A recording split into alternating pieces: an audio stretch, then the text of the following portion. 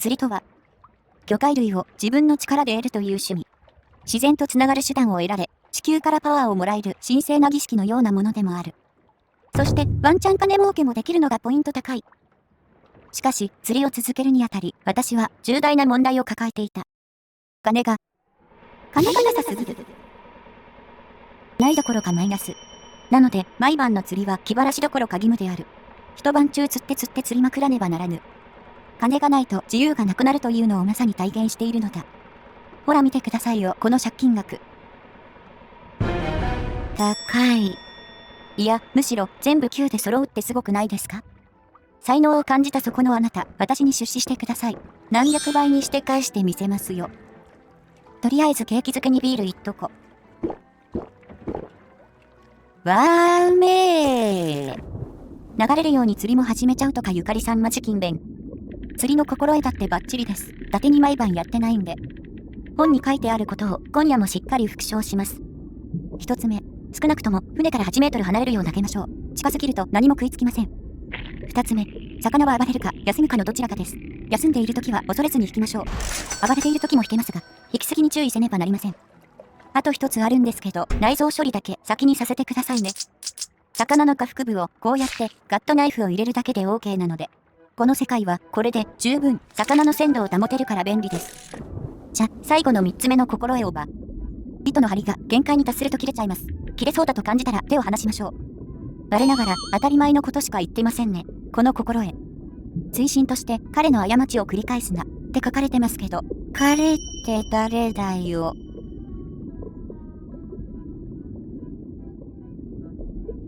とりあえず、魚自体はコンスタントに釣れるのでいいんですけど、さっきの魚1匹のお値段、35ドルだったじゃないですか。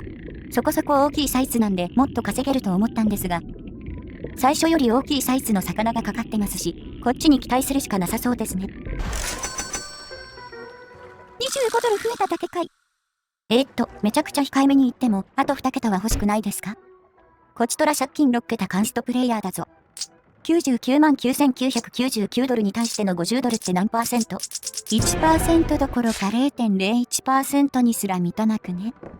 一体何回釣り上げればペイできるんですかねこれ。それでいて生活費だって自分で払わなきゃいけないんでしょ？もはや計測不可能なんですが。まあ、毎晩釣り続けてればなんとかなるっしょわら。こうやってなんだかんだ生活できてますし。本格的にヤバくなったらまたどっかからおやなんか風変わりな魚がかかりましたね。心なしか目がガンに待ってるような。なんなら片目は失ってるようですね。お前も今まで苦労してきたんだな。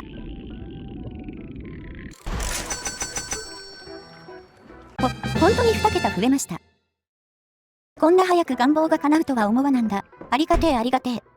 これだから釣り人はやめられん。いてえ。話せ。釣り人よ、お前に捕まってしまった。俺は魔法の魚だが、借金を返し終えるまでここから離れられない。私有財産は神聖なものだ。だから今から、俺はお前のものだ。これがお前のおとぎ話の始まりだぞ。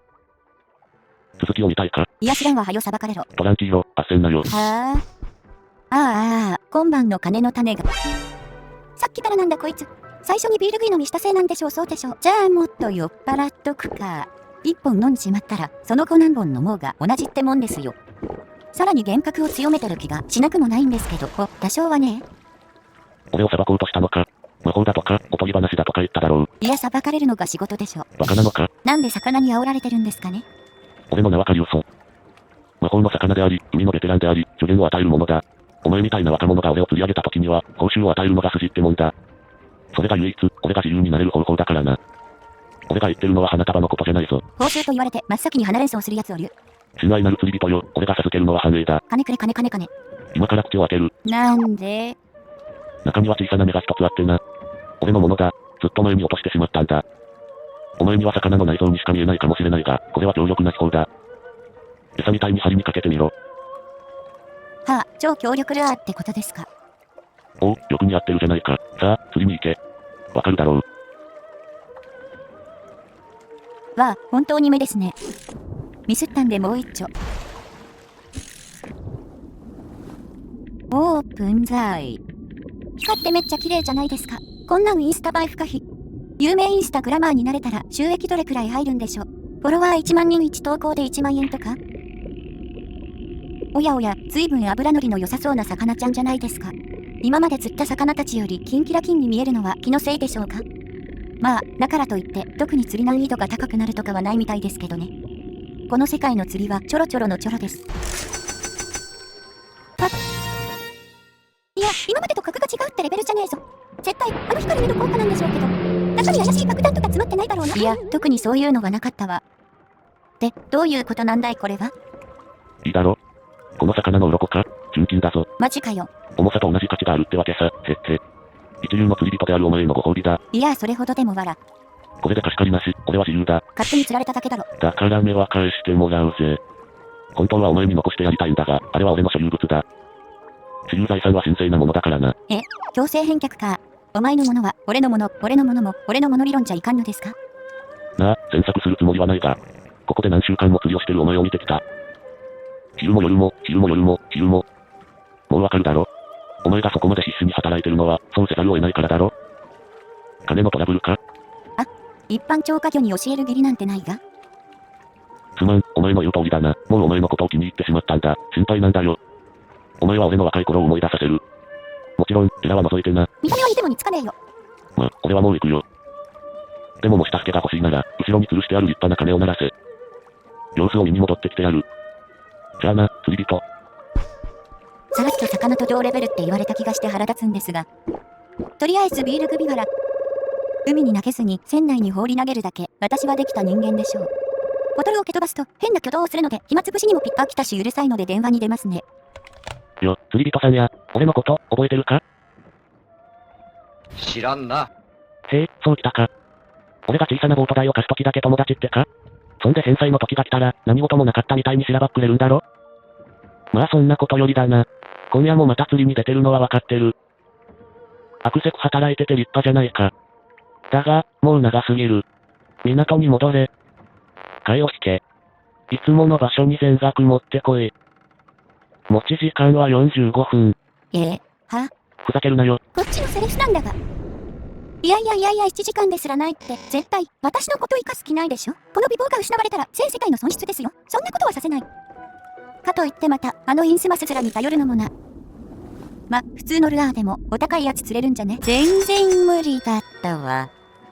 1回につき60ドルもいかない報酬じゃ絶対間に合わないでしょ。消されちゃいますよ。しかもこの死後さばきに合うタスク、長い魚だと意外とむずいねんな。すげえめたいこと言いますと、この瞬間だけマウスの DPI を6400まで上げてるんですが、正直恩恵をあまり感じませんね。意図的にカットシーンだけ感度をかなり落とされている気がしなくもない。トリも普通のルアーじゃ絶対無理なんで、ベルを鳴らさざるを得ませんね。そんなことより今日も酒がうまいぞ。現実世界でのポイ捨ては絶対にやめましょう。で、なんで呼んだんだ、釣り人。まだ金の魚が欲しいのか。どういうつもりだ。俺が渡したもので足りなかったのか。はっきり言え。借金取りが今夜、全額返せと迫ってる、そういうことか。釣りについては多少心得があるようだが、金に関しちゃまるで無知だな。ストレートに頭悪いって言うのやめろ。その結果がこのありさまだ、へっへ。目を貸してやろう。借金をほぼ返せるくらいにはな。なんだかんだで優しい。だが、ただじゃやらん。なんでだよケチ。いい木箱のビールを持ってるじゃないか。一本、俺によこせ。冷えたビールの瓶。海水で喉がひりつくんだ。海水にやられる魚とか、今までどうやって生きてきたんだよ。よかったならスイッチビールが残ってて。ついに。もう我慢できねえ。今飲みたいんだ。お前もアル中なのか。開けて俺の口に流し込んでくれ。いや待てよ、例の目って、こいつの口の中にあるんじゃなかった？どうなるんですかね一体。その目のことはこっちに任せろ。流し込むんじゃないぞ。一滴も残さず俺の口に入れろ。まあ、あの目が使えるんなら、ビール一瓶分は余裕でペイできますし。キンキンに冷えてやがる。俺の好みにぴったりだぜ。釣り人より、給仕の方が向いてるんじゃないかね。てってってってってって。ほらよ、目だ。大事に扱えよ、レンタル品だからな。もう行っていいぞ。行け。だね。今すぐ魚を釣るんだ。そういや、借金があるくせにビールを買う金はあるのかと疑問に思う人も世の中には5万といるんでしょうけど、金があろうがなかろうが酒を飲まないという選択肢はないんですよ。だから金たまらないんでしょうね。なんだったんだ、今の巨大サメは。そういや、竿を投げる際、8メートル以上は離す必要があるって心得を伝えたじゃないですか。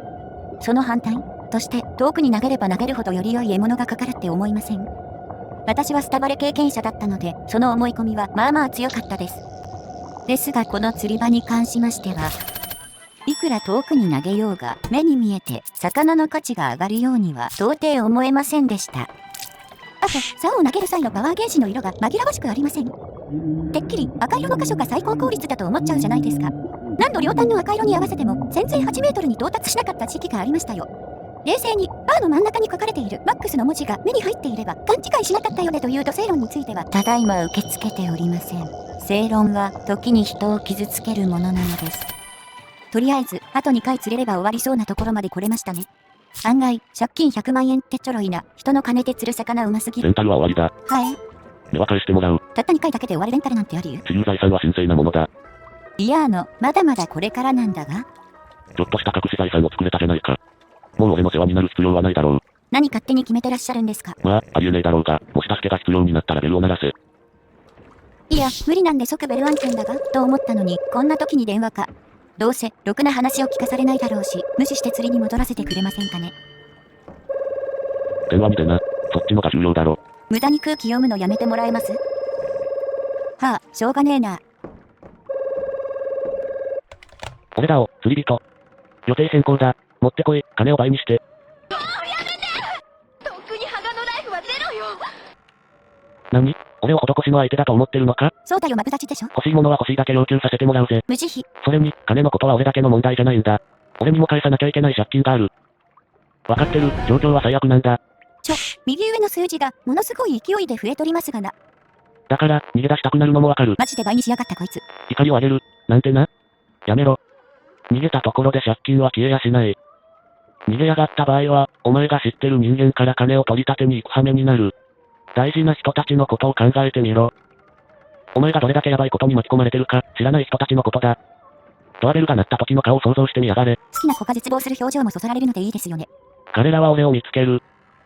もしそいつらも金を持ってなかったら、事態はもっと悪化するだろうな。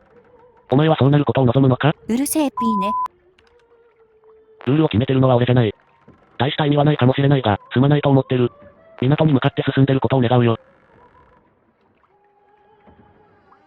最上級の罵倒を飛ばしたので、ブチ切れられると思いきや、塩らしい態度で謝られましたね。調子狂うわ。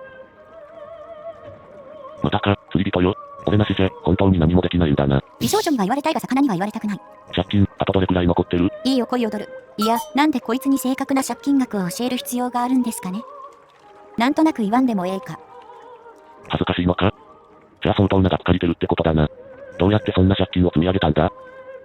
こんなポンコツの小舟のために、悪く思うなよ、でもありえねえだろ。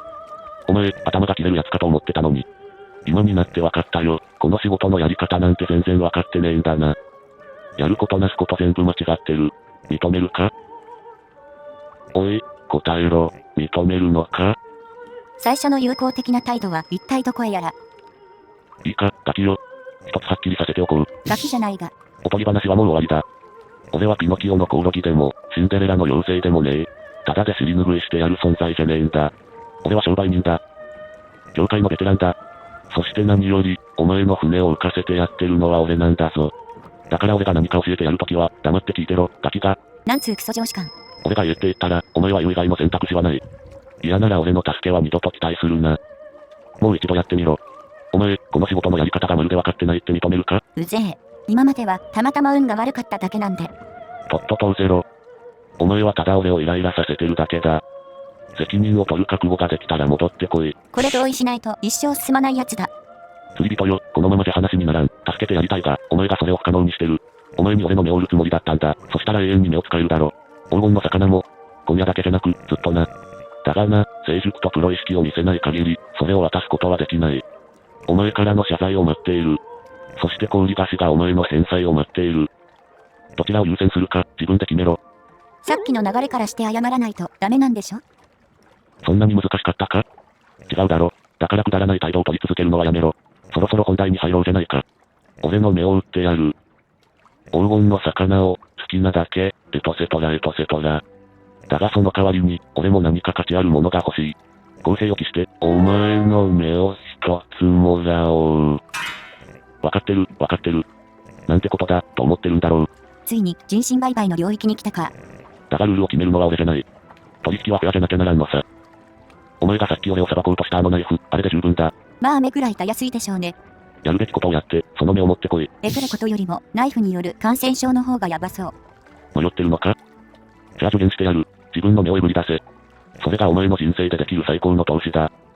どっかで、両目の価格は約1500ドルとかいう話を聞いたことがありますし、片目だけで済むなら余裕でプレイできますね。投資はギャンブルかと思ってましたけど、片目さえ失えば確実に勝てる賭けならやるしかね。あはははは。本当にやっちまいました。やっちまいましたよ。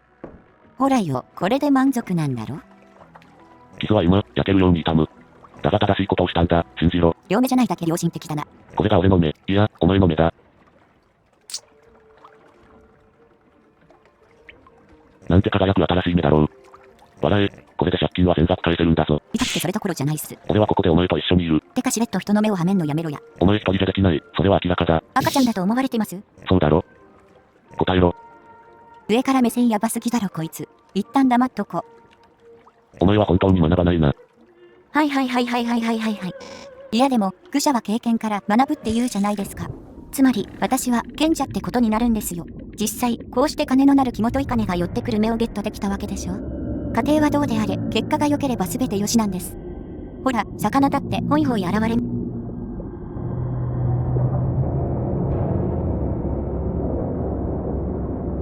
なんだ今のボルデモート。とりあえず、2匹釣ってさばきました。お前の釣りを見てて、本当に思うんだ。どうしてボートを買おうと思ったんだって。だって、お前、自分が下手なの分かってるだろ？そんなわけないし。まるでチルッツォみたいだ。あいつもお前と同じだった。急に知らんやつの名前出てきた。なんだよチルッツォって、マリトッツォみたいな名前しやがって。あのスイーツ食べたことないんですけど、美味しいんですかね？一時期、どのパン屋とかにも並んでた気がしますが、気がついたら消えてたイメージしかないです。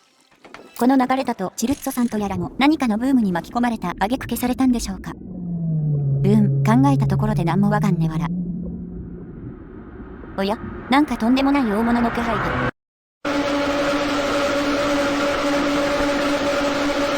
うるせえ。って大変、例のルアーがないではありませんか。何かあったのか？カクカクしかちか。巨大な手に目を奪われたのか？エスパー行為すんな。あの野郎、全然諦めないな。あの野郎とは？いや、なんでもない。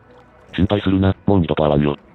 これからは仲間にあいつを遠ざけるよう言っておく。身内の管理はしっかりしとけよ。さあ、仕事に戻ろう。釣り人よ、お前は自分で目を失ったんだ。だが幸運なことに、俺にはもう一つ予備がある。でもよく知っての通り、俺はただじゃ何もやらん。ただでくれ。幸運なことに、ちょっと腹が減ってるんだ。お前の黄金の魚を一匹くれれば、新しい目をやろう。まあそれくらいならお茶の子さいさいですわ。でも、これって誰の目なんですかね？他に誰の目があるって言うんだ？俺のだよ。なんか、都合よく予備を出された気がするんですよ。へへ。俺が買ったから俺の目だ。害虫の目かよ。予備は常に持ってる。お前が最初の取引相手だと思ってたのか？言っただろ、俺は起業家だって。油に投資する者もいれば、金に投資する者もいる。俺は目に投資する。さて、俺の商売はこれくらいにしておいてだな。次はお前の番だ。俺のオファーを受けるか？お前の黄金の魚一匹と新しい目と交換するか？特に拒む理由が見当たらない。これが、雨とムチってやつですか？腹が鳴ってる。今度はなくすなよ。いや、なくしてもまた一口食うだけだ。へっへ。ストックはたっぷりある。なんかいいように使われている気がしますが、例の目がないと到底借金を返せないのも事実。言うて返済目前なんで頑張りましょう。頑張りました。チルッツォもお前と同じ態度だった。世の中がお前に借りがあるとでも思ってやがる。わかってる人間の話を聞こうとも、学ぼうともしない。で、その結果どうなったと思う？サメみたいな氷菓子に食われたんだよ。信じられん、やったな。借金を返すのに必要な金は、もう全部揃った。俺なら今すぐケビンまで走って、エンジンをかけるぞ。地上には待ってる奴らがいる、へっへ。実際時間制限もあるしな。だが、常に忘れるな。解決方法がわからねえ問題がある場合。どうすればいいかわからなかったら、あの鐘を鳴らせ、俺が助けに行く。また失敗するなんて、そうそうないだろうしな。紛失は間接的にお前のせいだろ。だが今夜、お前があまり賢くないことは何度も証明してくれたな。やかましいわ。だから、さよならは言わない。週は5速電話がかかる現象をやめてくんないかな。ほらビジネス予算や、うまいな私に代わって電話対応してくださいよ。はよ行け。マジで使えねえなこいつ。はあ、やむを得まい。お前、まだ現れないな。正直になれ。その金、持ってるのか？マジで持ってるんだよな。届かぬ思い。エンジン全開で自分をここまで瞬間移動させても、金だけ飛ばしても構わん。悪い結末になってほしくないんだ。本当に。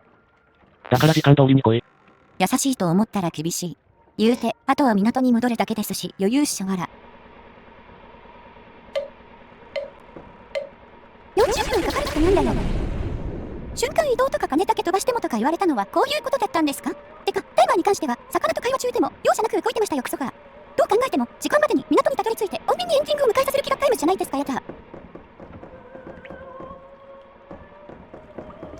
気づいたらダッシュした際の歩き方も変になってますね。三人称視点で自分を見れたらダバダバカニ歩きしてそう。そういやラジオをいじくり回してなかったので今更変えてみたり。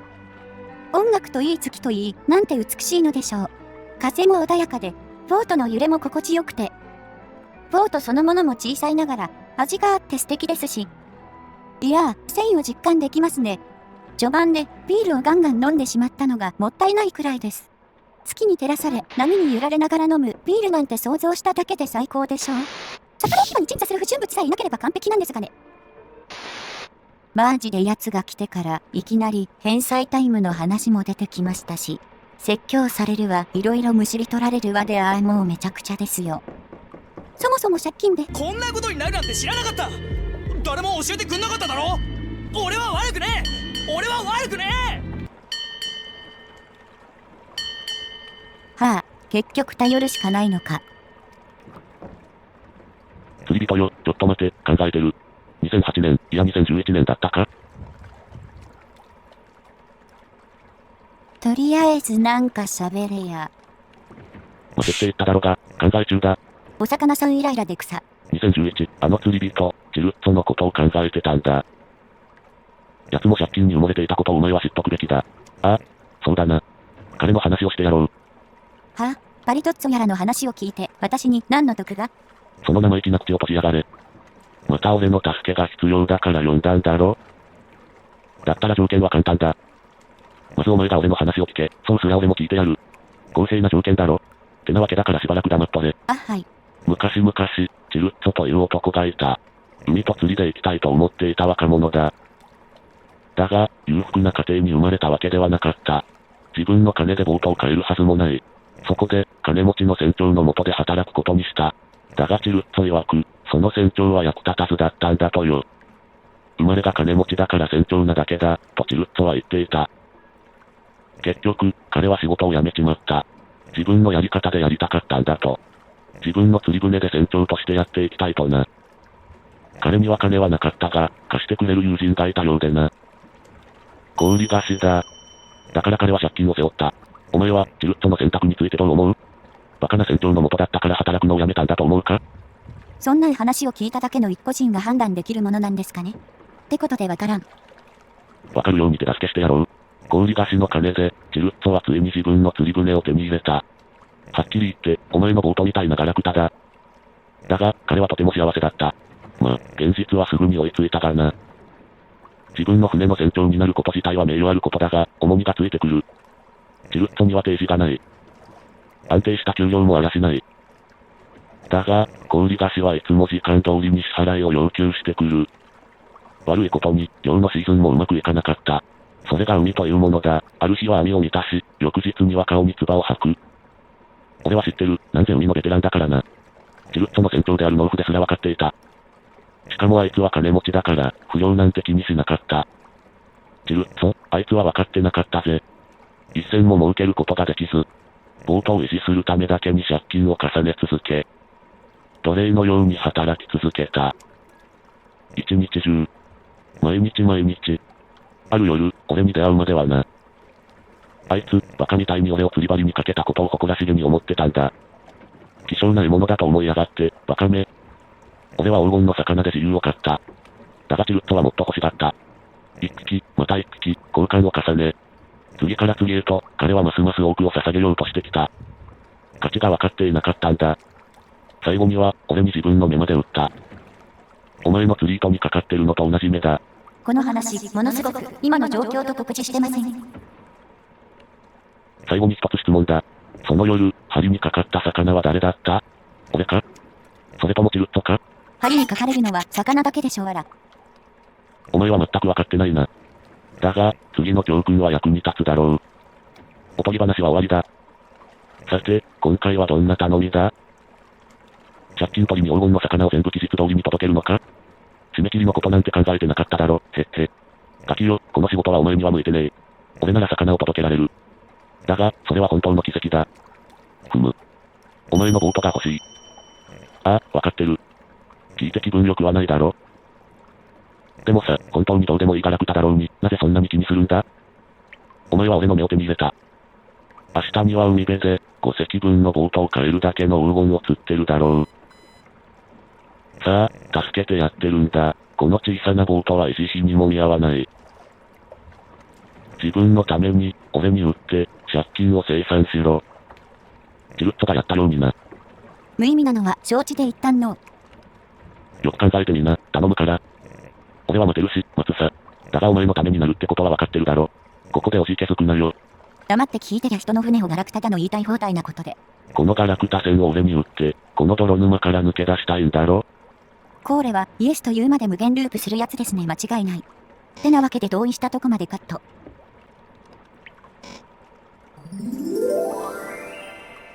魚が納品されたぜ。やったな、釣り人。これでもう俺の出番はないな。さよならだ。まるで狙ったかのようにかかってくる毎度の電話。まあ出ないと無事に帰れるかもわからんしな。釣り人よ。どうやったのか知らんが。お前に尻に火をつけてやって、本当によかった。どこで金満載のスーツケースを手に入れたんだ？姿も見せずに俺にそれを渡しちまうのか？借金完済、よくやった。すぐ戻ってこい、祝わなきゃならん。無事に借金返せたことになってるじゃないですか。やった。タイマーも消えましたし、これでちんたら港に向かってももう満タイですね。なんか不穏な音が鳴ってる気がする。おい待て、これはどういうことや。まだ普通に船内を歩けはしますけど。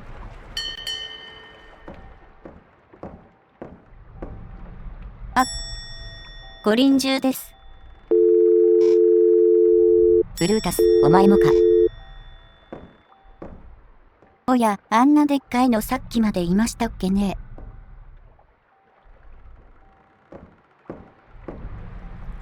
よっこらセックス。なんで、外からの見た目は普通なのに、水中に入った途端赤くなるのか。なんかうっすら見えません。ああ、さっき目を強奪してきた巨大な手がいっぱい。コーレがエナドリームバーベキューちゃんですか。あっちと違って手が自主的に泳いだりはしてないみたいですけど。うまいこと巨大サメ近くに寄れないですかね。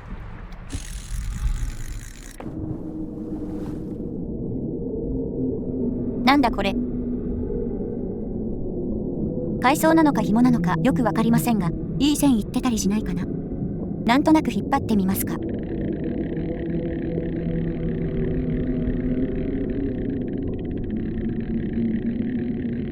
お、ドンピシャ。サメってこんな皮膚にトゲトゲがついてるものでしたっけ？てか、本当にさっき見た巨大サメなのか？自由に全身を見回すのは難しそうですね。この辺にして例のローンファッキンシャークに話しかけますか。どうやら何か誤解しているようだな。俺のボートを使ってどこに行くつもりだ？はあ？お前のせいで、俺は仲間にエンジンをぶっ壊させる羽目になった。随分非常識なことをしてくれたな。いや、何してくれてんの？俺はいつも言ってるだろう。私有財産は神聖なものだと。さて、今お前は俺の領地にいる。俺は公共交通機関じゃないんでな。お前は対価を支払う必要があるわけだが、何を差し出せると言うんだ？旦那様や、あっしなら超新鮮な金の魚をいつでも供給できやすが。俺は望むだけ金の魚を得られるんでな。今、興味を持ってるのは釣り人だ。悪いが、さっきの申し出じゃ無理だな。ああ、なんという夜だ。お前からは望む限りの満足を得られた。ちょうどいいタイミングだったぜ。俺の仲間がイライラしてたからな。ボートに近づかずにはいられなくてな、ムズムズしてたんだ。別れを言う前に、最後の質問だ。今、この話の教訓は理解したか？チルッとだけじゃない。お前の教訓もだ。うるせえピーね。哀れだな。積みましたよねこれ。せっかく借金は返せても、海のもずくになっちゃ何の意味もない。我慢して働き続けるのが美徳な社会じゃなかったんですか？何のために今まで極貧ブラック労働に耐えてきたんでしょうか？こんなことになるならコツコツ貯金しておくんだった。おや、船がなくとも結構動けますねわら。案外このまま泳いでいけば港にたどり着くんじゃないですかね。なんて現実そんなに甘いはずもなく。